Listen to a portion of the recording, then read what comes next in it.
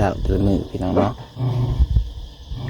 ทางเบิ้งมือนี้เราสิข่าวมาพี่อยู่ก่อนสิลงไปพุ่นไอเตียงเราไป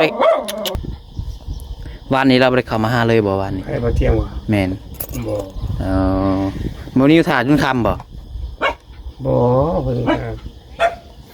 เป็นสิแล้วแหละพวกพี่น้องโอ้เถื่อละสองเลยเราเห็ดเนาะ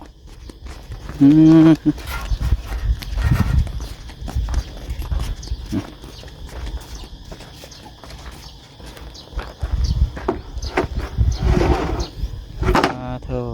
เมื่อธรรมดา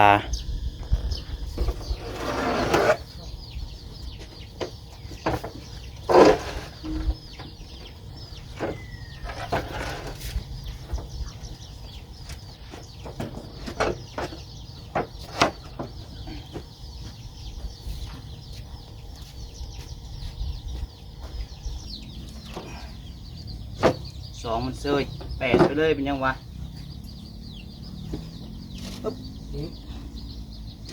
8 แผ่นไปเลยเป็นไง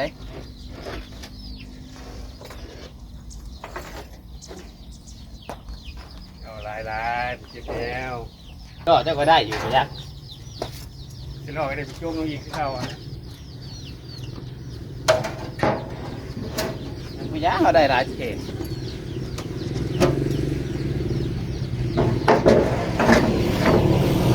ลืมปิด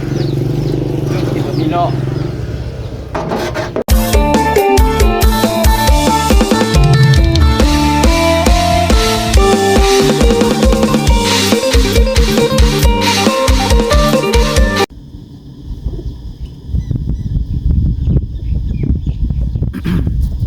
กับทักทายสบายดีสวัสดีพ่อแม่พี่น้อง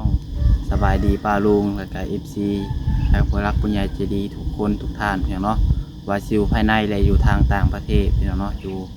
ลาวอยู่ไทยหรือว่าอยู่ทางอเมริกาเกาหลีพี่น้องเนาะที่เป็นเขามาหับชมแล้วเป็นเข้าใจในภาษาลาวภาษาไทยเฮาการยินดีต้อนรับเข้าสู่ช่อง YouTube น้องพัดชัยแชนแนลอีกแล้วพี่น้องเนาะพี่น้องเอ้ยมาพบมาพอกันมื้อนี้น้องพัดชัยก็ได้เดินทางเข้ามาหาทางไออาจเพิ่นคือเก่านะพี่น้องเนาะเข้ามาในตอนเช้าๆคือเก่ามื้อนี้พี่น้องเอ้ยเอามาถามไทยเป็นจังได้มื้อนี้พี่น้องเนาะ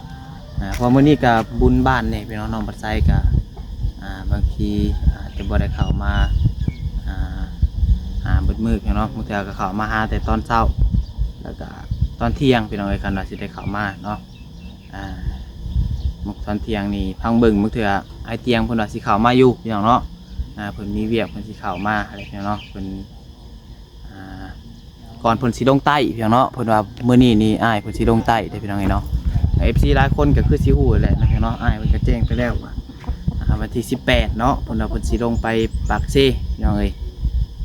ลงปากเซ่เนาะก็ก่อนเพิ่นสิลงเพิ่นสิเข้ามานี่ก่อนเพิ่นว่าพี่น้องเนาะว่าเพิ่นสิมีงานแหละมาเบิ่งเวียกเบิ่งงานเพิ่นแหละพี่น้องเนาะจังใดก็ถ้าติดตามเบิ่งนำกันพี่น้องเอ้ยจังใดก็เนาะ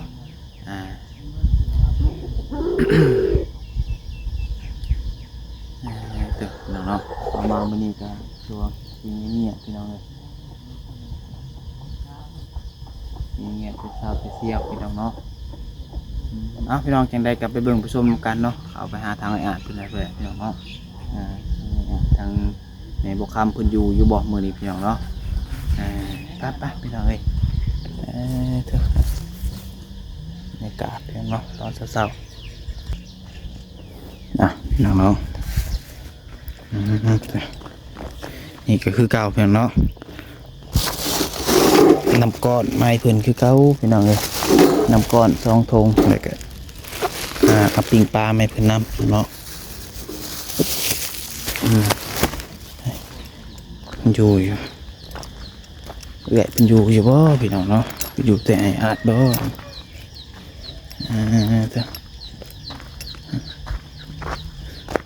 ทางไหนยังใหม่ยังได้เห็นนี่เนาะไม่เป็นเรือเห็ดเงื่อนใหม่เลยเทือนแล้วเราบ่ทางน่ะโอเคซะเดี๋ยวสิถ่ายต่อซะเนาะเอาสบายดีเด้อเด้อ อึ๊บโอ้เจ้าเมื่อแล้วบ่บัดนี้ฮะ ยังอยู่ โอ้สบายดีสบายดี เด้อเนาะ มาแตะรนเลย แหกหมานก็เจ้าได้มื้อนี้ มาแตะรนแล้วบ่ผมเป็นหยัง มาฮอดเมื่อกี้นี่ โอ้ ที่ว่ามาปัดไฟมาแล้วบ่ว่าซั่นยังอยู่ หากระแล้วเวียกพี่น้องเนาะเช้าอ้าวคือเอาซื้อน้ำก้อนมาฝากก่อนตอนเช้านี่ฮะน้ำก้อนกับปิ้งปลากินแล้วบ่ข้าวมันกินแล้วข้าว แล้ว ปิ้งปลาของปลาขาวปลาของมันเสียได้ฮะ ปลาบ่ เมน อยู่ปลาได้จังว่ามันแท้ ฮะอ้าวปิ้งปลาขาวมันสวดมันแซ่บ ลองมากินเด้อหอยไปทำใช่ไม่ได้อยู่ผู้เดียวป่ะ อยู่กับเอื้อยเพิ่นเลยคือดู อ๋อน้ำก่อนเลยก่อนใส่กระต่อกระติกไว้ก่อนโอ้ยเสียวหัวพี่น้องเนาะลูกหนังมาได้กระยันเพราะว่าตำนี่พอแห้งฮ้อนคือเก้าหมวยนี่พี่น้องเนาะสิ่งที่ขาดบ่ได้ก็คือน้ำก้อน ต้องได้กินทุกมื้อเนาะหาเนาะแนวบ่มีตู้เย็นบ่มีไฟฟ้าได้พี่น้องเอ้ยต้องซื้อน้ำก้อนมาให้เพิ่นทุกมื้อพี่น้องเอ้ยขาดบ่ได้อีหลีเด้ตัวนี้นี่เนาะ ขาที่มันฮ้อนเราได้เนาะ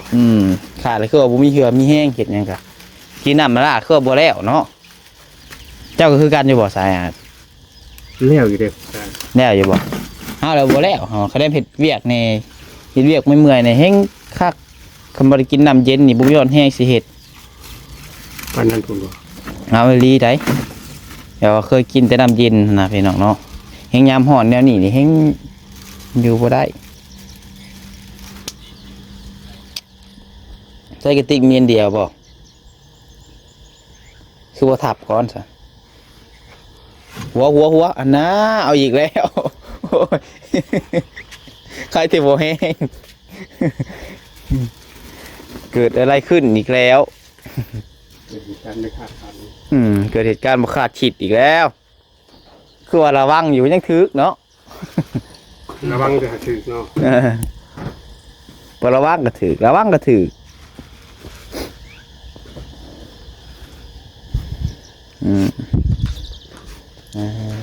เนาะ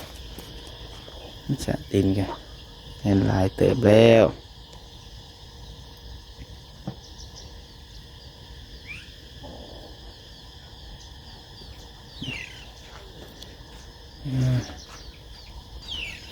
แค่นั่งร่วมกันบ่เอาเนาะ นั่งลงกันอยู่แหละ โอ้ฮ้อนแต่เช้าคือเก่ามื้อนี้กันเนาะ บ่ได้ไปแห่บังไฟดอก ฮะยังประมาณช่วงเที่ยงจังหน่อยอันสิได้ไปแห่กะยันบางเทื่อกับบ่ได้ไปดอกบ่มีวงไฟคือเพิ่นบ่ได้ซื้อปีนี้พี่น้องเอ้ย ผู้สาวแล้วเนาะ ฮะบ่ได้บูซื้อบ่ได้บูชาเพราะว่าก็สิบ่ได้บูชาเพราะว่าสองจิตสองใจนะพี่น้องเนาะถ้าสิแรกว่าสิลงใต้ไม้เตียงย่านได้ลงใต้น้ำไม้เตียงแล้วย่านชื่อก็ย่านนั้นบ่ได้เอาไปจุด เห็นบ่เสียงลงคิวเพิ่นว่าเอาโอกาสหน้าเอาแม่นบ่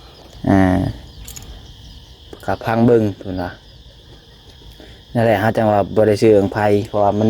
ช่องจิตช่องใจหั่นน่ะพัฒนาให้เพิ่นว่าพังเบิ่งบางทีก็ไป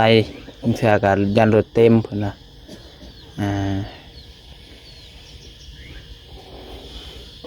ไว้โอกาสหน้าเพิ่นว่าบ่ไปก็บ่เป็นหยังเพิ่นเนาะก็เบิ่งงานท่าทางนี้ไว้โอกาสหน้าก็จังไปพี่น้องเนาะใหญ่ไปผลอาจบุมีคนมาหาจังเนาะ มีคนมาหาแต่เช้าได้บางนิ้วกับเพื่อนเราตื่นกับผู้เที่ยงผู้ เดี๋ยวนางปัจจัยมาหาแต่เช้าตื่นมือพี่น้องเนาะทางเบิ้งมือนี้เราสิข่าวมาพี่อยู่ก่อนสิลงไปพุ่นไอเตียงเราไปเบิ้ง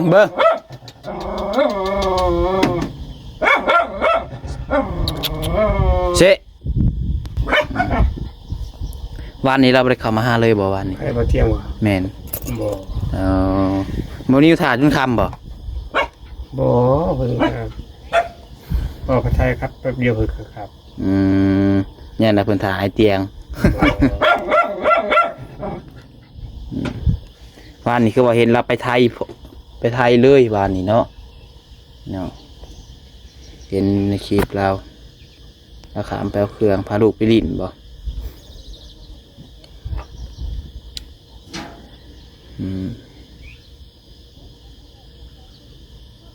แล้วเราสิเขามาเบิ่งงานเบิ่งหยังนี่แหละเราอะ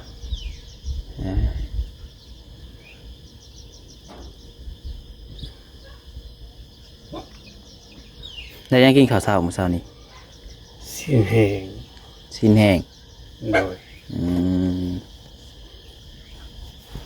ขอบใจเด้อน้ำแข็งเด้อ บ่ เด้อ เป็นหยัง ใจเป็นไร บ่ได้กินซ้ำลาบซีดมื้อนี้ฮะอันยังก็ซอยจ้ำซอยจุฮะแม่ปิดห้าน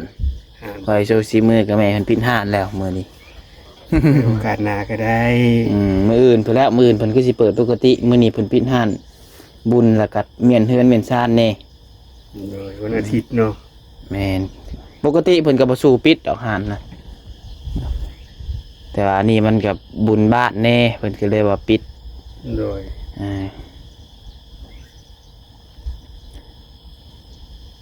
สิหาซื้อก็จักสิซื้ออยู่ไสมันบ่ค่อยมีเพิ่นคนขายหันนะ โดย ครับน้องบ่ใช้ก็บ่ค่อยไปซื้อของกินแน่พี่น้องเนาะ เดี๋ยวของในอาหารตัวเองก็พอแล้วเนาะ แม่นบ่ค่อยไปซื้อของ อาหาร กิ ตัวน เองเขาๆ ถามหมู่ก็ ก็ว่าบ่ฮู้เขาก็ว่าถามคนแถวนี้ก็ถามใครก็ว่าบ่เคยซื้อคือสิบ่มีอะเขาว่าลาบซีนน่ะบ่อึดลาบซีนน่ะซื้อใส่ก็ได้มันซอยจ้ำได้มีแต่ซื้อซีนมาเฮ็ดเองซอยจ้ำซอยจุนี่ เห็ดกันหลายคนมันก็ม่วนแล้วเนาะเห็ดเปียก เจ้าใส่ข่อยใส่ก็เต็มเอง เป็นมาปานข้างหน้าบ่ แม่นมาเสริมคณะ อืม เสริมคณะเอาสูตรเสียมต้องเอาส่วนเนาะ ส่วนจก เหยียบใส่แล้วมันก็สบายคุณเจ้าคนอยู่บอกว่าใส่ เพิ่นบ่มีบ่ฮู้แหล้วเฮาบ่แม่นคนกลุ่มนี้โทรห้องทหารอีกบ่ฮู้จักดอกทหาร เอาพอไทยแม่ไทยบริเป็นทหารบ่ บ่ประชาชนธรรมดาพ่อแม่เป็นประชาชนค้าขาย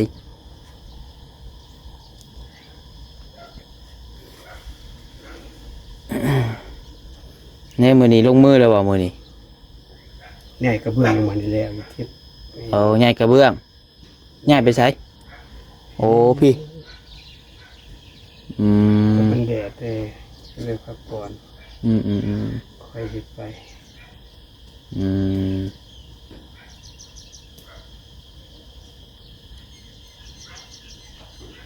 ให้กระเบื้องไปไว้ตีว่าเสียดินเขาหันบัดนี้เนาะ โดย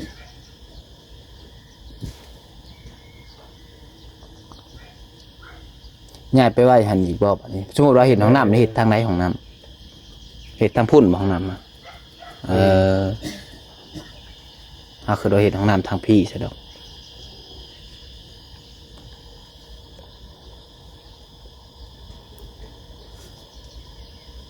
ไปคนบ่คนช่วยกัน บ่เป็นหยัง คอยคนนำกันมาจังบ่เมื่อยใครก็ย่อผู้เดียวเลยเขาเดียวก็แล้วดอกเลยเดียวหนึงไว้บ่เลยเจ้าฮะ ไว้อยู่กับคนผู้เดียวแล้ว คนผู้เดียวมันเจ็บแนวนี่ย่อ2คนคนละนั่นพอมันแล้วไว้ปะคอยเฮ็ดไปเฮ็ดได้อยู่บ่ล่ะ ไหล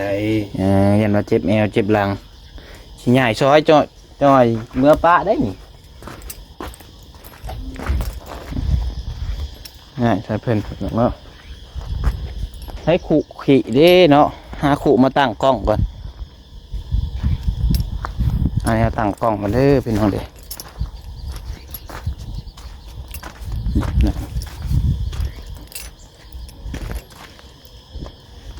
พิ่นก็บ่มีซั่นบ่นี่เนาะบ่เห็นขู่มื้อไหน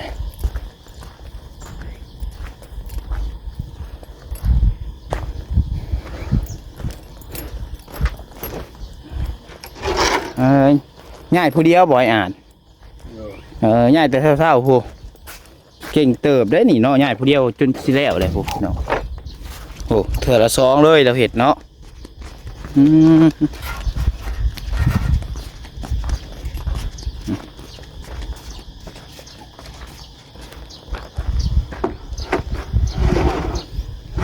เธอ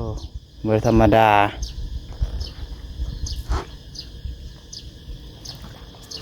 สุดยอด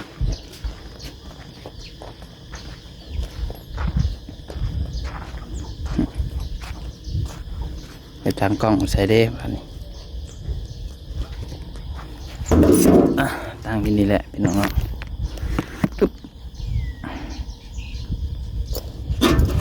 เอาอยู่แดดเลยมา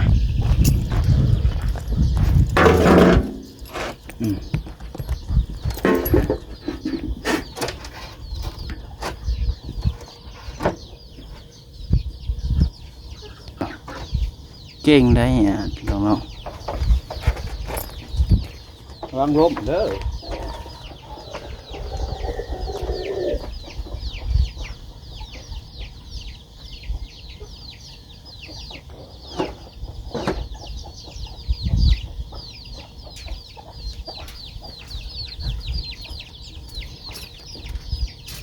มา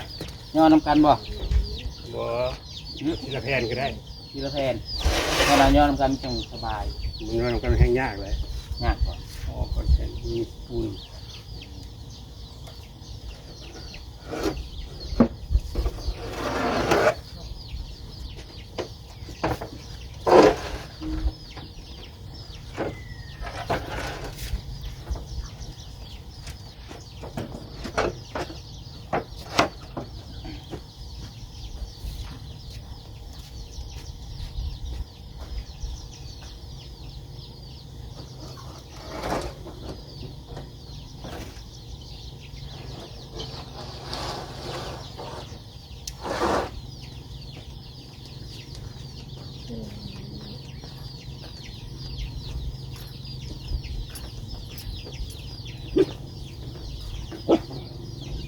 ง่ายไปง่ายมากทีเดียวเนาะ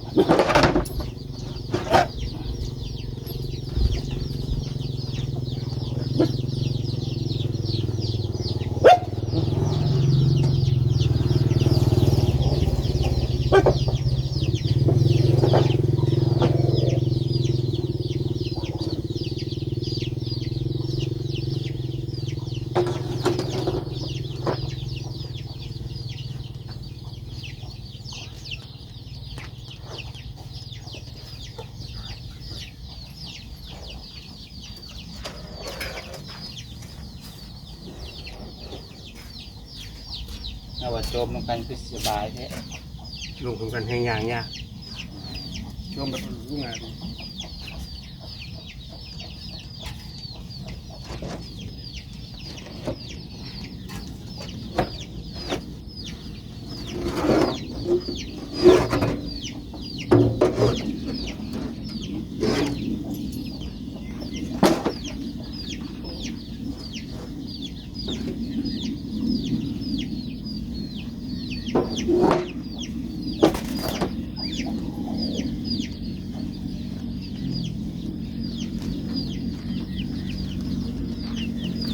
สู้เดียวสิโดนแบบคนละแผ่นสองแผ่น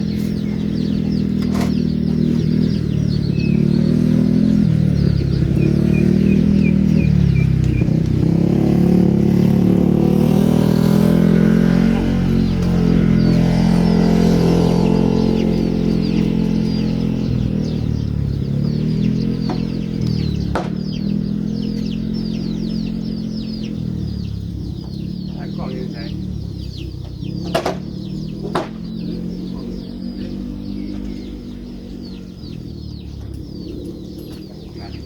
ตั้งตัดแดดเลย สู้กล้องอีกเลยเนาะ แม่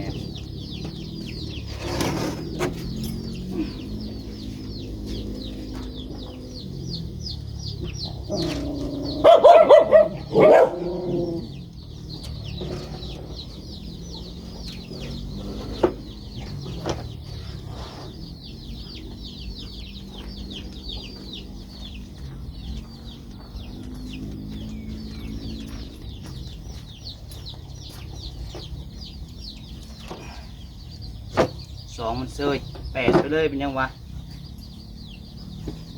ปึ๊บแปดแผ่นไปเลยเป็นไง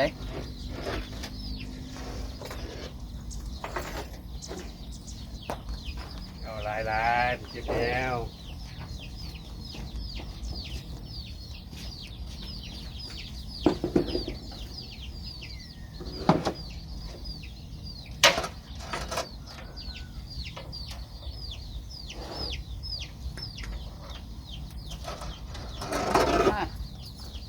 เรียบร้อยใส่เสื้อขาวมาเหมือนลืมใส่เสื้อขาวมาเปื้อนเรียบร้อย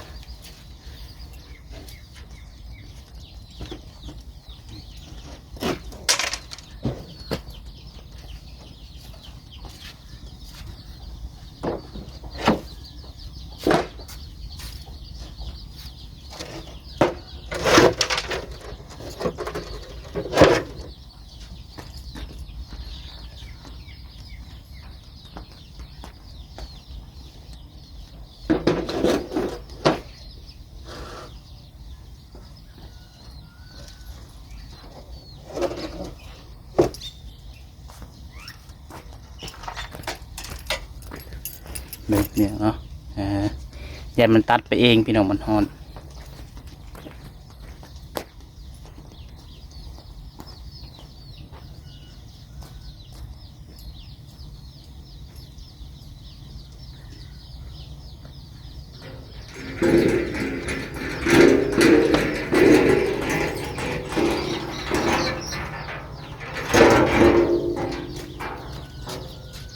สิรอเจ้าก็ได้อยู่ก็ยัก จะลอกให้ได้ไปโจมลงอีกที่เราอ่ะ มันย่างเราได้หลายเขต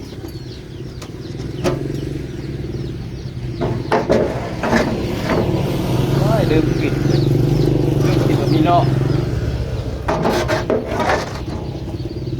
บนโต๊ะหัว รุ่นนี้ผมมีโต๊ะเอาใส่เบิดเลย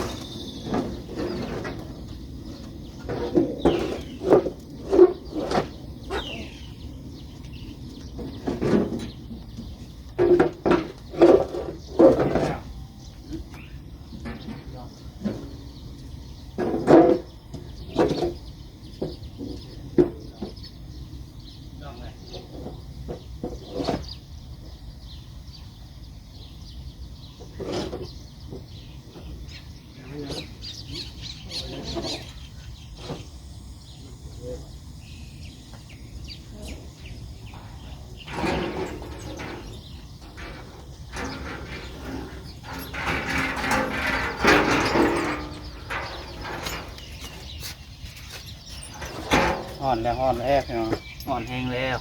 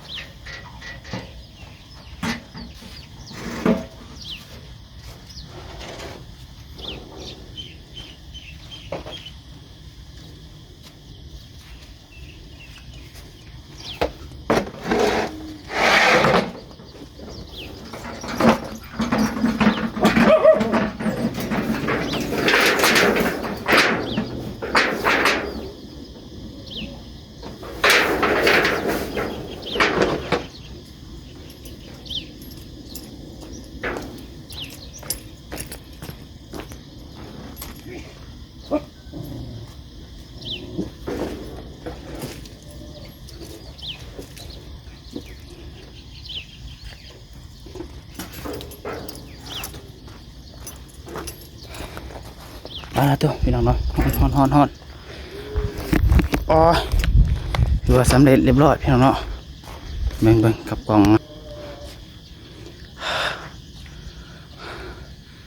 เบิ่งเสือจนเปียกพี่น้องเอ้ยตัว เอามือก่อน เข้าตาถือว่าสำเร็จเรียบร้อยพี่น้องเนาะใหญ่กระเบื้องมาไว้ครั้งนี้ขอคุณดินเขาเด้พี่น้องเอ้ยเอาโอเคพี่น้องเนาะคลิปนี้ก็โดนพอสมควรแล้วน้องมาใส่ก็จะขอจบคลิปไปเพียงเท่านี้เพียงเนาะ ลายเด้อต่อใจเด้อ โดยเป็นยังช่วยกันแหละเพียงเนาะใหญ่ไปใหญ่มาอีกแหละ คนดินเขาวันนี้โอเคพี่น้องค่ะว่าคลิปนี้ผิดพลาดประการใดก็ต้องขอโทษขออภัยนะไม่ไรพี่น้องเป็นกำลังใจกดไลค์กดแชร์คนหนึ่งไลค์1แชร์เพื่อเป็นกำลังใจให้น้องปะไซเด้อพี่น้องเด้อสุดท้ายนี้ขอกล่าวคำว่าสบายดี